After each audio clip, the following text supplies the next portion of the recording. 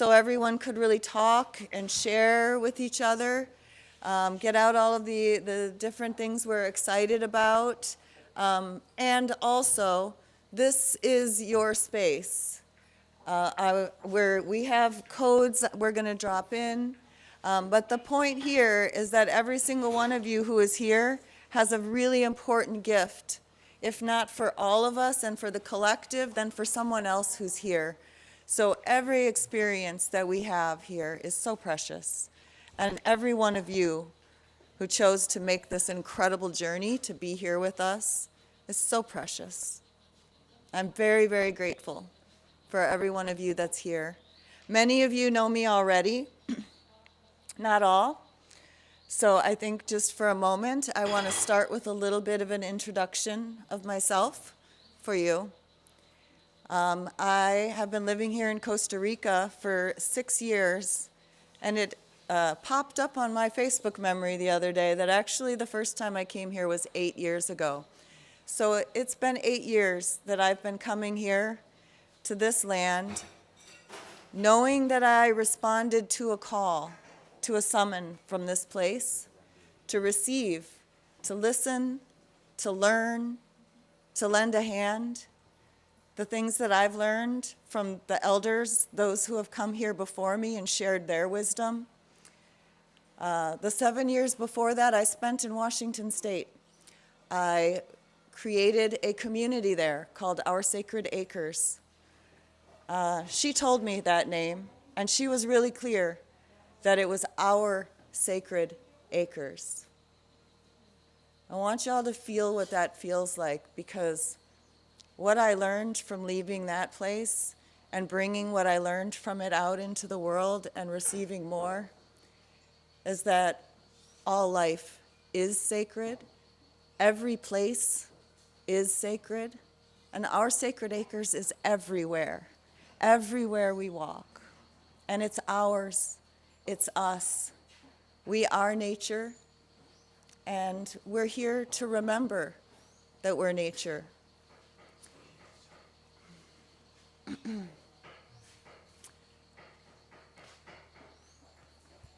I have a book here. Some of you may have seen it. This is Re-inhabiting the Village. And this is an iteration, if you will. So Protopia, the concept we're doing here, is to iterate and to reiterate and to learn and then do something a little bit better next time, right? So this is what the concept of Protopia is. We are all here. We are in Protopia right now. Protopia is not something in the future. It's not something we're here to create together. It's something we're already doing, and we're already learning how to embody by choosing who we are going to see ourselves in. What is it that we need to learn about ourselves that maybe we didn't see when we did something last time? So this book is of re-inhabiting the village, because as I worked in the village building and placemaking and community development, I saw a pattern emerging that I thought, maybe we can do this a little bit better. Maybe we can remember when we show up into a place to co-create that we're not building a new village. We're not creating a new community.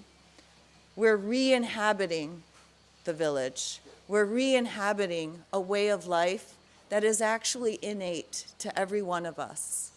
We're remembering and becoming members again of our human family, our caretakers of this earth, of being the place. So if you want, there is a section in here I wrote back in 2015 about Our Sacred Acres, and that was my first iteration of community, and I've learned a lot, and I'm excited to share, and also to learn a lot more from all of you, from your previous iterations, and what we decide we can do better here together.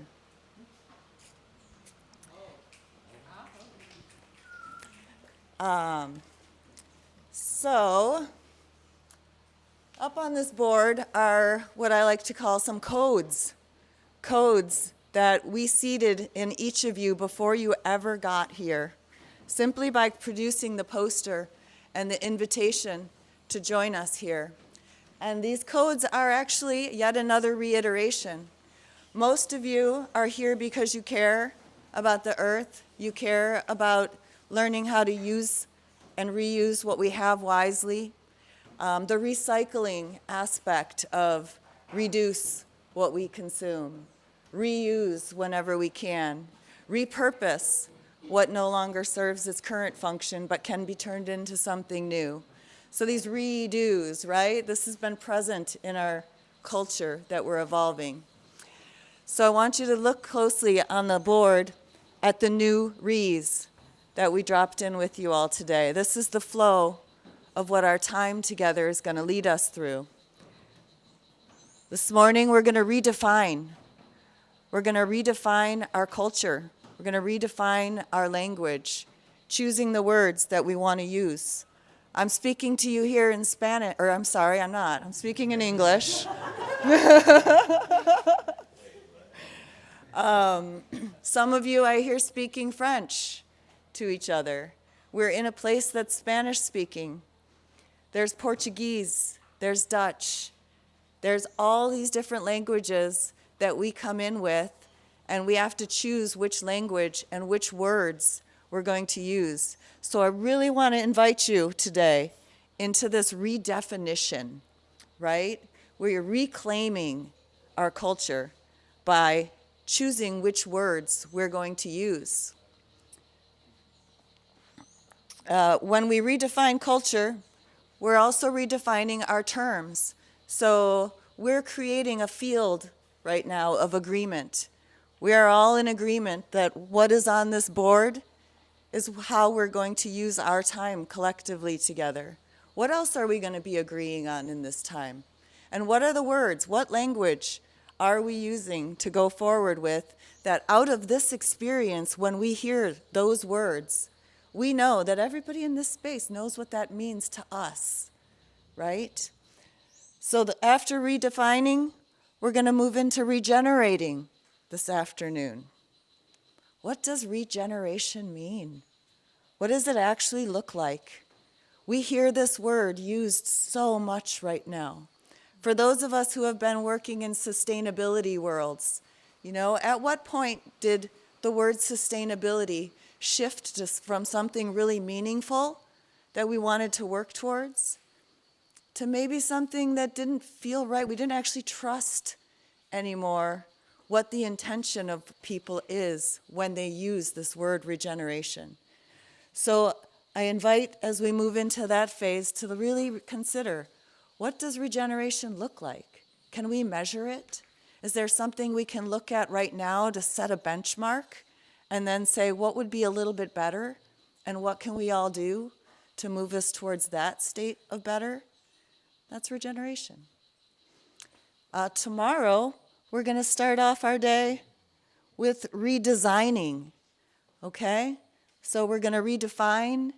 We're going to talk about regeneration and how that looks.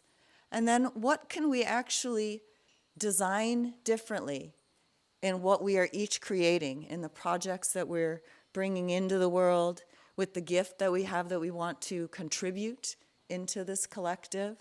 So how can we redesign things, knowing what we know a little bit better now, and with that regenerative mindset that we can create together? And then the fourth one here is rethinking, and it's big. We're kind of moving from the I. How do I use words? What do I mean when I speak these things to you? How do we agree together that there's something we're working towards? And then as we redesign it, like civilization, this is huge. What does it mean to be civilized? How can we actually rethink society itself and the frameworks of that? So that's the flow we're going to move ourselves through. I encourage and invite anyone who senses something unclear to surface that as we go through these panels. Every single one of you I know has something to share on one of these aspects. And so I look forward to hearing more from you after I have my little window here to set this tone with you all. So that's our schedule, and that's a little bit about redefinition. I want to speak just a little bit to culture, because we're going to move into that. So a lot of folks here, how many people here consider themselves a builder of community? Are you here to build community? Right? So I might suggest that we already are a community. We already belong to something. So maybe step back a moment and think, how do you identify? What community have you grown up in? What is something that's now part of your culture because you belong to something?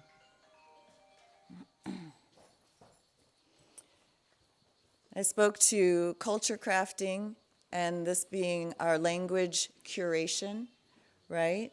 So as you think about what cultures you identify with, this is going to bring us down to what I named my talk. Charlotte asked me, what are you going to call this? And I was like, well, I don't know, because I don't know who's going to be here.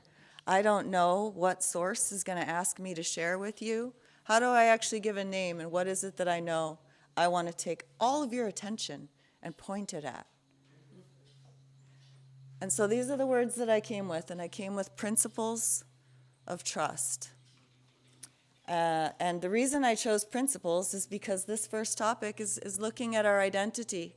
And as we look at building a culture of community, right?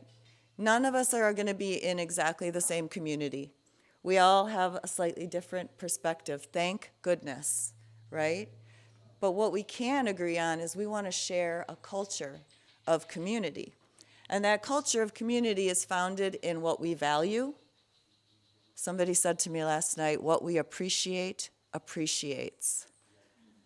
That really, really landed for me. What are the things that we appreciate? Principles. Principles of integrity, authenticity, respect for the natural law. So the thing I can speak to you the best about is what I know. So I'm going to share with you some of my cultures and my principles.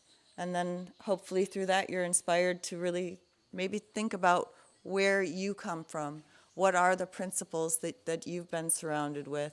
And what is it that, regardless of which community you choose to belong, which membranes you're going to pass through from this insular community, maybe your family unit of where you hyper-locally live and exchange, to the people who are thinking about the same things that we want to be exchanging with at a meta level. So I'm going to share with you a couple of different principles that I identify with and that I've been incorporating into my life and into my work.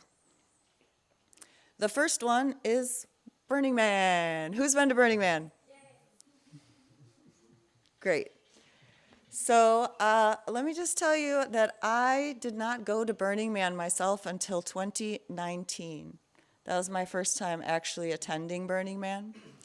But probably early 2000s, I started hearing about this phenomenon, and I started noticing that the most interesting people that I met were doing something around this event in the desert. What is this thing? Now, the local groups, I was living in Detroit, so we had a thing called Theater Bazaar. We threw this massive Halloween party. So I engaged with the local Burning Man. I started learning about these principles, the 10 principles of Burning Man. Does anybody know or have a favorite principle of Burning Man?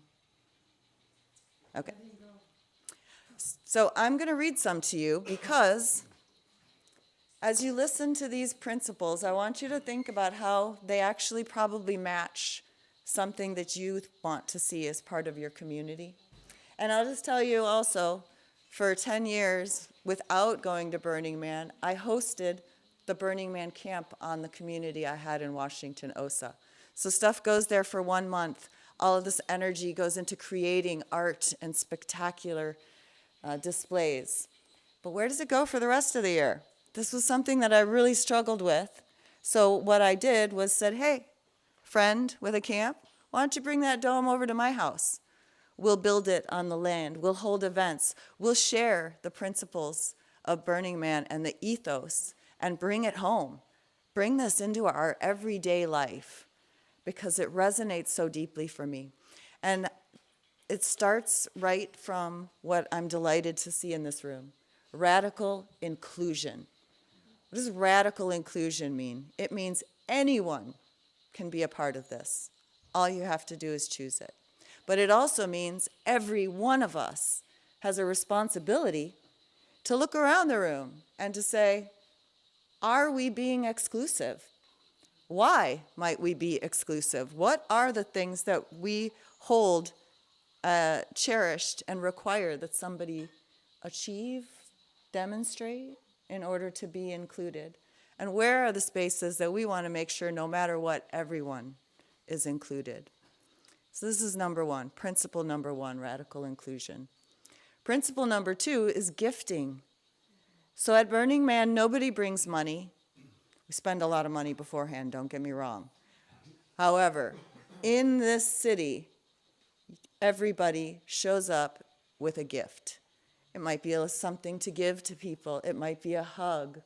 Whatever that is, we all agree this is not a barter. This is not a trade. A transaction does not have to be two ways. Okay?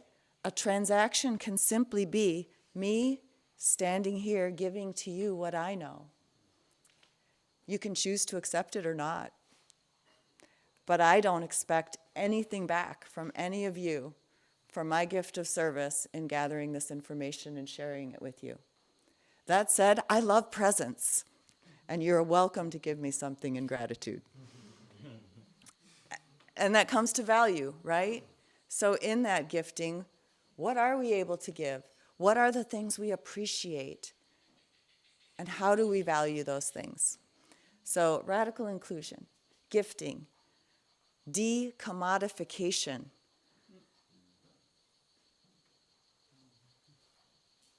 Let that one sink in for a minute. Decommodification.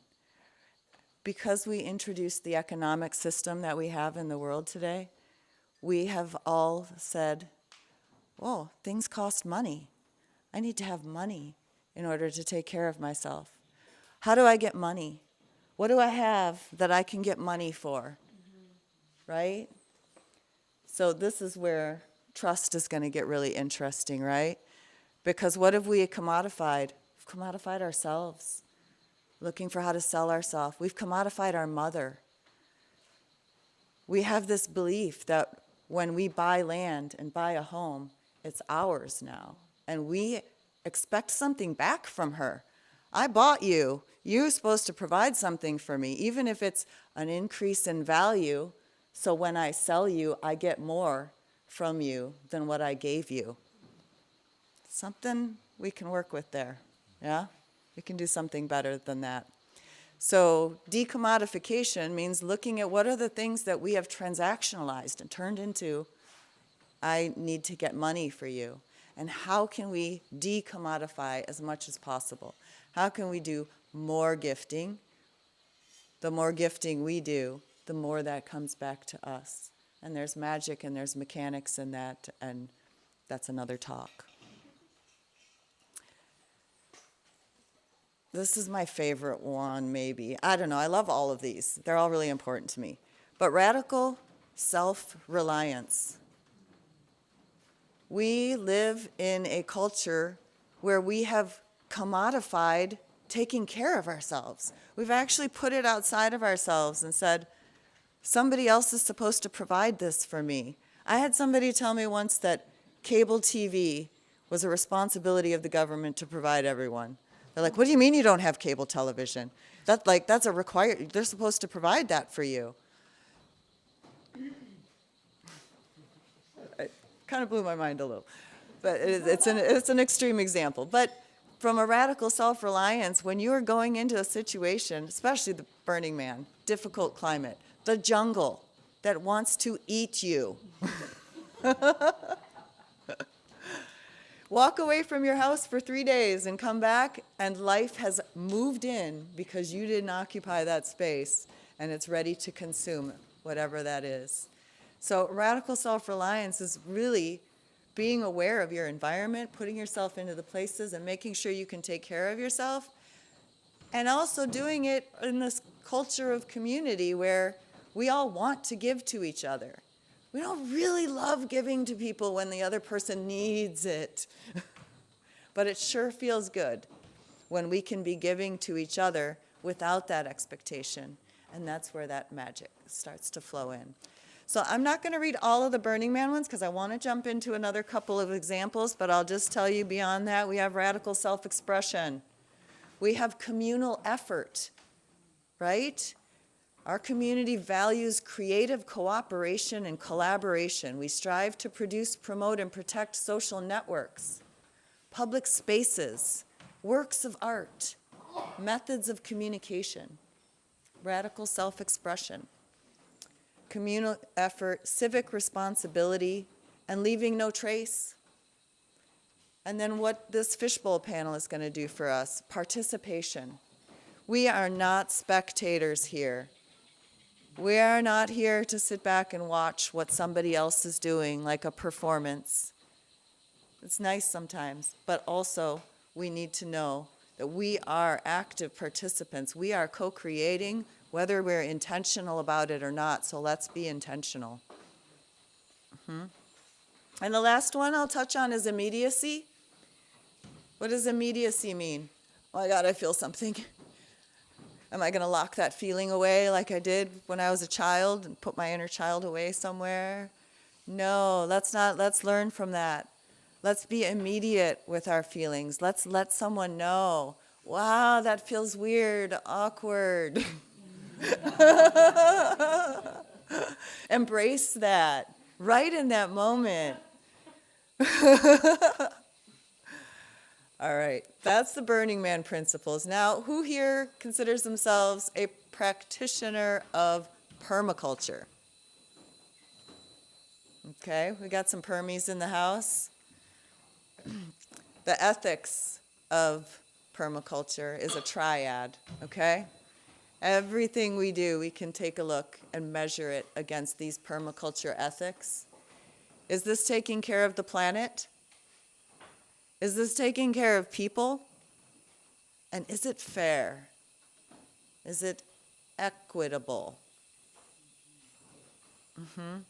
So once we look at those, we now have the principles of permaculture. Principle number 1, observe and interact. Okay? I got here a few days early, so I could just see how the flow of the day goes. Who's here already? What kind of energy is present in this space? What is this place bringing for me to notice and listen, interact with, and see how to take the next steps? What can I do? I don't know what I can do until I listen and I learn and I observe. That might be for a day. It might be a whole year of listening and learning, observing the water, the cycles of the land where I'm creating community and culture. So, didn't see a whole lot of hands, so I want to actually just invite everyone here. I'll send out some links. I'll share the links to these principles. But the permaculture principles, so magical. It's not just for gardens. This is what we're doing here is social permaculture. We're catching and storing energy. We're obtaining a yield, applying self-regulation, inviting and accepting feedback, using and valuing renewable resources, services. Many of these principles are going to align across our cultures. When we speak about leave no trace, and we evolve that into leave beautiful trace, in permaculture, we want to produce no waste. Right? What are the things that we're creating? When something is an input into a system, what is the output it creates? Let's not let that output fall to the ground or be a mess. Every system that has an input, that output, when we think about this, we can close those loops, and that's regeneration when we're not actually wasting things. Okay? Designing from patterns to details integrating rather than segregating. You drive around Costa Rica, we see bananas everywhere. We see palm oil rows, all neatly planted, beautiful palm trees. We see pineapples spread across mountains that were stripped of their forests. We can do better than this. Integrating things instead of separating them, allowing the natural systems to move from one thing to another. Small, slow, diverse, using our edges. Another thing that came up last night as I had different conversations with all of you here is that we are all very uncommon. When we think about what is Protopia and what is doing something a little bit better, it's not the norm right now, is it? So as we are individually uncommon in the way that we are, we're bringing diversity, we're bringing innovation from the edges, right? So I would like to think that here in this model of Protopia, we are making the uncommon common.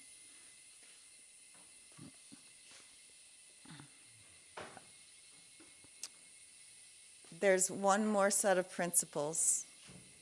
Those two you've probably heard of. This one, I'm curious if anyone has heard of this. The mycopunk principles. Anybody heard of mycopunk? I know you have because we've talked about this. All right, another link I will share with you. This is a current evolution that comes from working in virtual online communities and the networking of information and experience that we're learning how to do with AI, with all of these virtual tools that allow us to coordinate better. What we're seeing in these virtual realms and with technology that in many ways is actually just helping us increase our own collective capacity to communicate somewhat telepathically, maybe, I might propose. This comes from patterns underneath the ground, right? We all understand what mushrooms, I hope everyone here is familiar with what mushrooms are doing for the world. It's the underground network that's constantly sensing the trees, the water, the plants, the life. It's noticing what it needs, and it's sending out messages. It's like, hey, this tree over here, this area got a little degraded, it's been destroyed. Forest, mother tree over there, send the nutrients. It actually does that under the ground, identifies where areas need nourishment and where there's a surplus, and moves it. We have the ability to do that as well. We use these tools, these technologies that we're doing right now. I personally believe, just to remind us, we have the capability to do that ourselves. I worked for 20 years in IT networking, setting up call center systems, help desks, data warehouses, where there's the frontline person who's just answering a phone call. Hi, how can I help you today? As soon as the other person starts talking, they're giving you information that helps you determine how to respond to them, right? What is it this person needs? As they drop those words, the call center agent is having to think, okay, your problem is this. What terms do I enter into my computer for it to give me back the information we stored that is the answer to solve your problem? And then how we take that data in and store it turns into executive reports that go to the leadership and management. That's like, how many people are calling about this problem versus that problem? Which problem should we put attention into to address that could solve all of these other problems that are related to it? How we actually collect that information and then store it gives us the ability to get it back out and be responsive and provide the correct information, the correct nutrient where it's needed.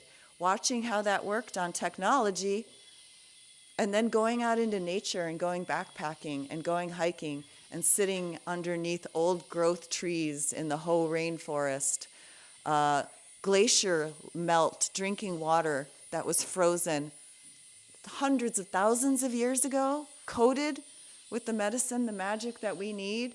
Suddenly I'm like, oh my God, our bodies are made up of this water, our bodies are made up of this soil and this food that we eat, and where we place ourselves, what food we eat, what water we drink, is actually changing us and giving us the information we need. Each of these places is holding wisdom.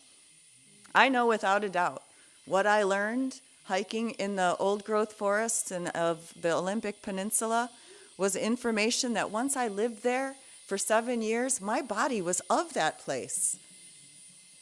And then it told me, okay, you got it. Now take that nourishment where it's needed. I'm like, well, where's that? I like it here. I don't want to leave. I love this place. It's like, you've got what you need here. Go take it somewhere else. So coming here, sitting on stones, these giant boulders, they have wisdom. They're sharing with you, and as you root down into this place, what you carry with you is a constant exchange, and we're receiving it. And as we do, we're also putting that into the collective unconscious. Those of us who've been doing this for 20, 30, 40 years, right? I meet young people, and I'm like, oh, it makes it worthwhile. The pain, the struggle, the trauma that I went through, knowing that by doing the work to understand and comprehend, that is in our collective conscience. And you guys can do it so fast now. You don't have to go through that. There's probably something else you'll have to do. But I hope that the work that my generation has done, and in learning from our previous generation, that we are seeding that and we are putting that in. And that is what the reiterating is. And that is also what the restoring is. Because one thing I learned from previous generations is we broke a lot of trust. We lost our trust in humanity to do good sometimes. And that's what we want to restore. So I'll send you a link on the mycopunk principles. It's a really amazing thing. It has really cool words like mutualist, interoperable, composable, stigmergic. I don't know what stigmergic is. I'm going to have to look that one up. Humble, redistributive, continuous flow, margin-centered wisdom. It's not about what's here in the middle. It's about what's at the edges. Okay, so we're at 10:40. I've got about 20 minutes left, and we are now at the principles that I personally believe is the magic of what we're doing in creating a culture of community and using these fun new Web3 tools and new governance processes like sociocracy and holacracy. It's the principles of governing the commons. Is there anyone who's heard of this? Does anyone know the work of Elinor Ostrom? Great. Some of you probably because I told you. Elinor Ostrom won a Nobel Prize for her work going to study communities, indigenous communities, hippie communities, tiny villages in different parts of the world, because she wanted to prove that the tragedy of the commons is wrong. Elinor Ostrom set out to demonstrate that with a few simple principles, we do have the ability to govern ourselves well. We have the ability to care for the commons. We have the ability to restore trust in each other, restore the trust that when we break it, we're going to fix it, restore the trust that where we damage the soil, we're going to restore that too, clean up the waters. So the commons is the publicly accessible goods that every human, that all life has a right to. So this comes down to natural law, and there's a few other people in this room that'll talk more about natural law at a different time. But the principles of the commons are something that I would really like to invite you all to take a look at your own systems, your own projects, your own communities that you're cultivating and collaborations. Find out how along you are. I think you'll look at these and you'll see, oh yeah, we got that one. Oh yeah, we got that one. And then there's a few where we're like, Okay, these are actually the principles that we as a collective need to decide together. And we also can't decide those things until we know who we are. There's some things I couldn't decide whether I was going to share in this room or not until I saw each of you and felt you and checked in to understand receptivity, value. Is this even valuable to you or not? I think the principles of the commons are probably the most valuable code that I can drop into you all here today for what we're going to be doing together. So, without further ado, the 8 principles for managing a commons starts with defining clear group boundaries. Okay? Who are we? What means you're in or you're out? Is it geographical? Is it a belief system? Is it a shared intention? Is it our principles? Are we simply agreeing we're going to work on trust together? What is that boundary of your entity that you're creating, okay? What is that? And then the second one is to match the rules governing the use of common goods. This is a tricky one. This, last night, that question, what do you think is the best form of governance? It's going to vary based on what your group boundaries are, where you are, what the common goods available to you are, and what your local needs are, the conditions for that. So somebody's got to set some rules governing the use of common goods. Can we cut down that tree? Should we plant more of this tree?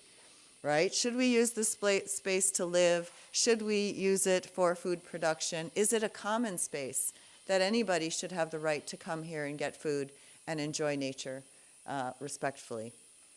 So, define clear group boundaries, match rules governing use of common goods to local needs and conditions. And number 3, ensure that those affected by the rules can participate in modifying the rules. Right? How many people here deeply study the positions of candidates for public office and feel confident that when you vote for somebody, they're going to, if you see a rule that they're making that you don't agree with, you feel like you have a way to influence them? Yeah, no. So this is something we all know we want to do better. If the rules affect me, and I'm right here on the ground seeing how the rules affect me and affect this place, then I should have a path to influence those rules.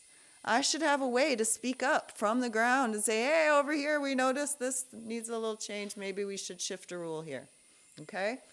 So this is what we're looking at when we talk about what would the new world look like, right?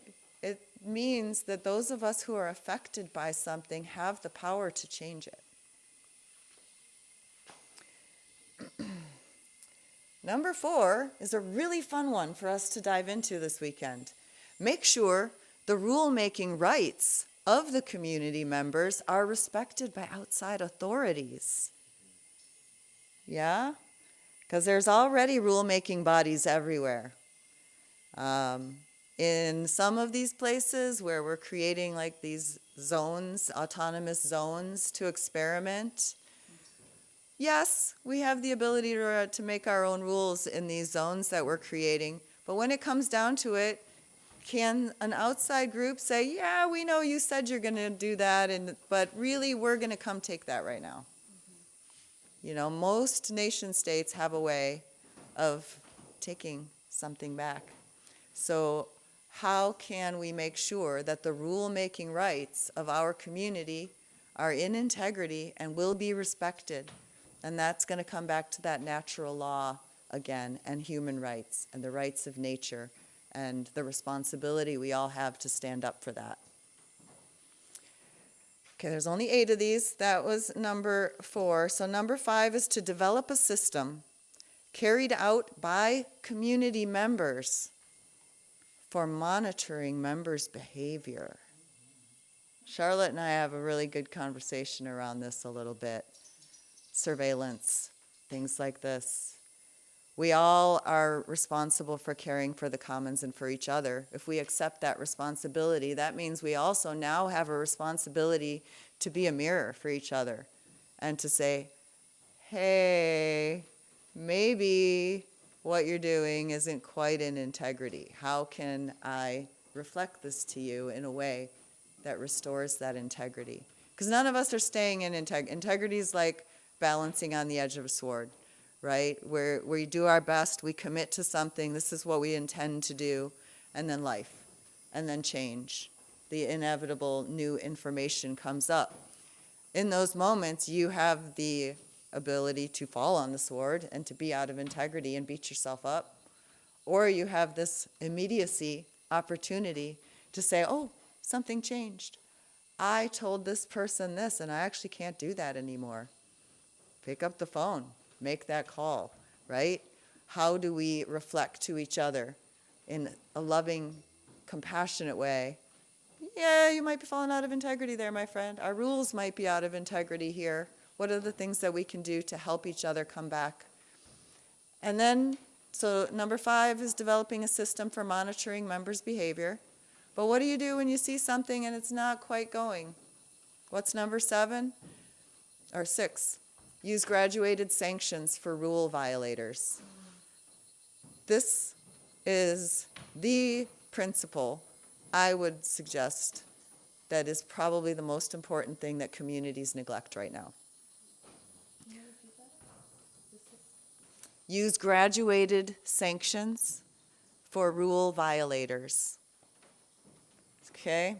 What are we, when we agree to the rules of our community, our village, our culture, accepting and understanding that there's going to be times when we fuck it up.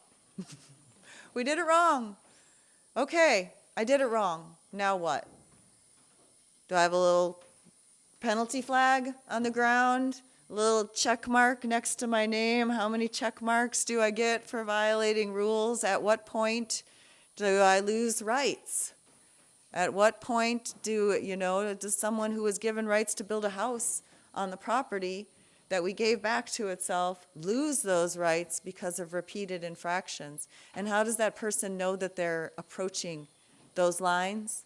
And what are the systems that we use to help each other in those cases? Does a rule need to change? Are there certain circumstances we need to consider? Yes, yes, yes. All of those can very well be the answer. So now for number 7, provide accessible, low-cost means for dispute resolution.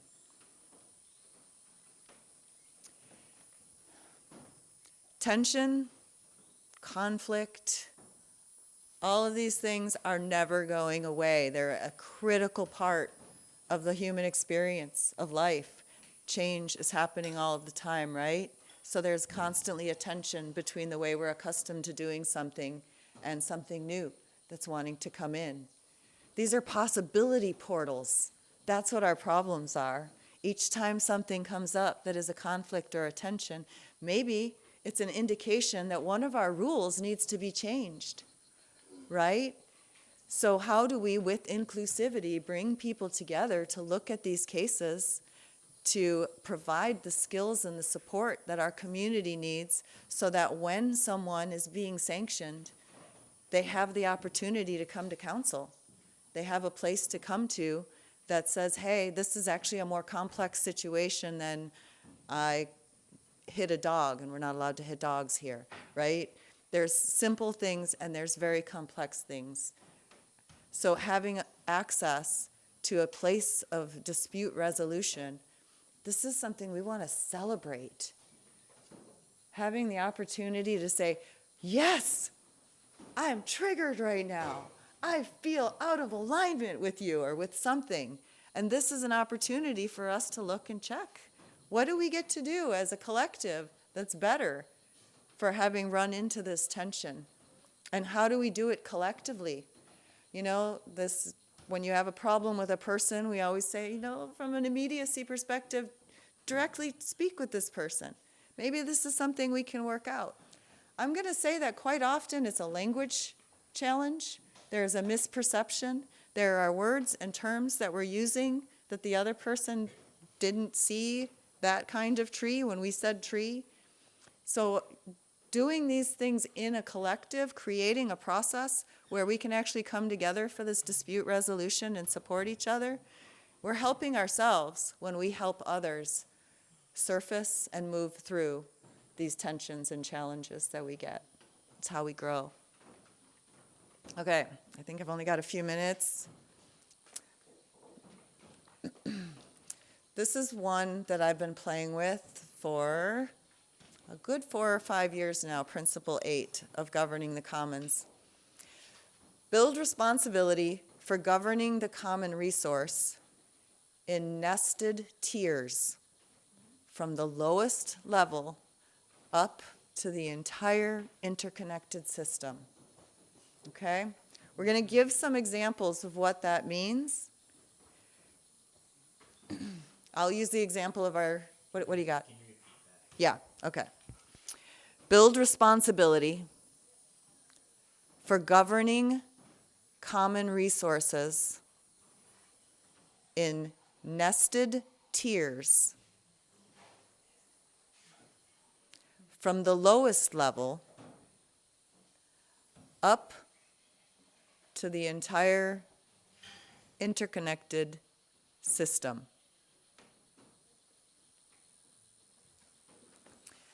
I'll give you an example, a living example, and then I'll invite you to come experience and contribute to the development of this living example.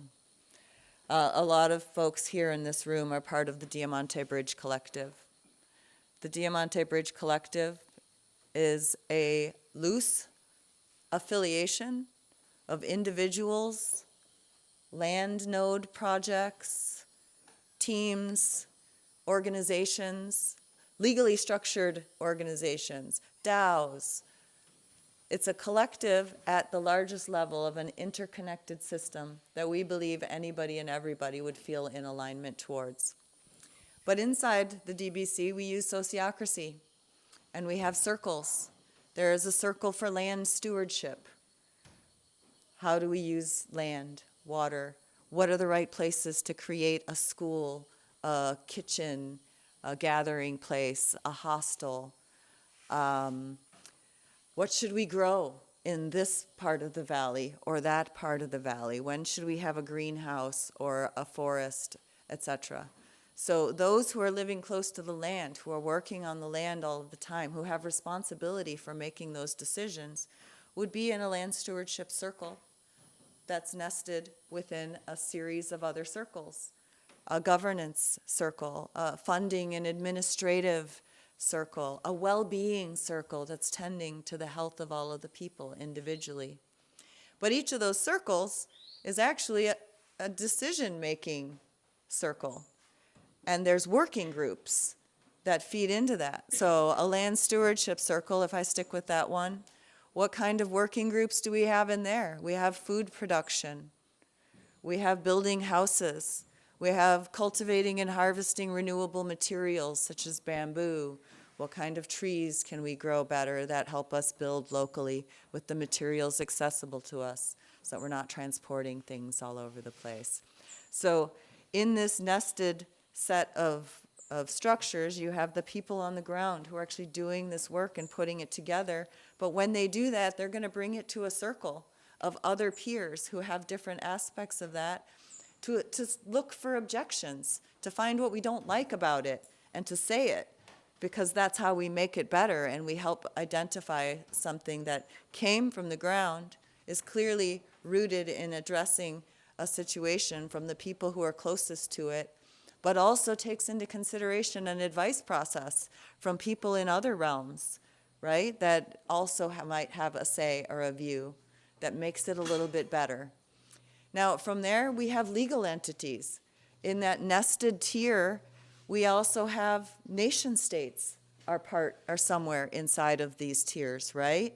So the Diamante Bridge Collective is just a collective, but we also have a legal Costa Rican registered social impact organization. So nested inside of the membership that we also have a legal entity. And that legal entity has the ability to interface with institutions, to receive grants, to participate in studies and research projects, to partner with our local municipality. You know, many of the people in our collective, just like me right now, are English speaking, may not be residents of Costa Rica, but we live here. We reside and inhabit this place. But because we don't have a cedula, we don't have citizenship here, we can't actually be a member of the board of development that makes decisions around how we can build and how many houses and what we're going to do and use water in our community. So creating a legal social impact organization as a nested piece within this structure allows us to gain information from the ground, make a proposal that sounds good, and then partner with the actual municipal entity that needs this information, has more information to share on the history, and can potentially tell us about a vote that's happening in the canton that we need everybody in our valley to show up for and say this is important to us. So all of these different pieces work together. There's a few people who in the next panel are probably going to share a lot more on different ways that we can nest and interact with these structures. We have the legal entity that is associated with a government, with a nation state, and registered in their books. But how many of you are aware that something like the World Economic Forum or the United Nations, these are sub-national entities. They are private membership associations. There is the world of the public and the legal, and there is the world of the private, the lawful. This is our natural law. This is beyond, above, below the rules of other organizations, but yet we have to be able to interface and respect each other. So this is where I want to kind of conclude on a little bit. I'm going to share the links for some of these to you. And I want to just, since I was a child, this quote from Mary Oliver has really resonated with me, and it's very meaningful, I think, in this protopian space. Tell me, what else should I have done? Doesn't everything die at last and too soon?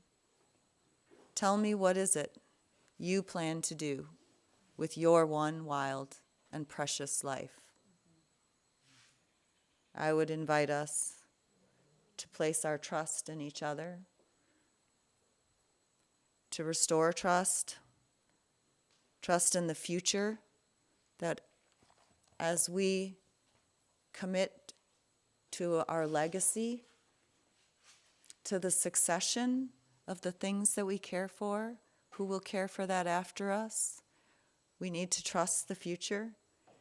In order to trust the future, we have to trust ourselves to create something now that our children who will inherit that are going to have. They're going to inherit this earth, and ultimately, the earth knows best.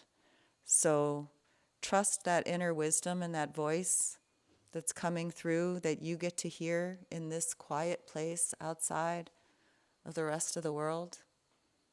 Replace your trust in the earth, and ultimately replace the trust in yourself. Because if we can't trust each other, or don't, then there's something in ourselves we're not trusting yet.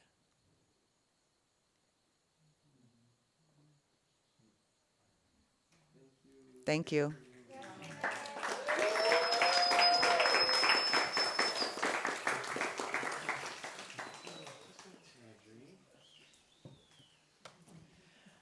I think we can take a couple minute break. What I'd really like to know is, from the perspective of redefining culture, I've talked to quite a few of you about this. What I need is 3 people who are going to take a seat in this circle when we resume in 5 minutes that would like to take 3 to 5 minutes to talk about something, your project, your initiative that is working to redefine culture. And then the way the fishbowl panel will work after that is there's 2 more seats. I'm going to be facilitating, encouraging you to come and sit down and speak, occasionally encouraging you to sit down and stop talking. All right, so please come see me if you're interested in being in that first chair. I feel like I've talked to a few of you and I don't remember who it was.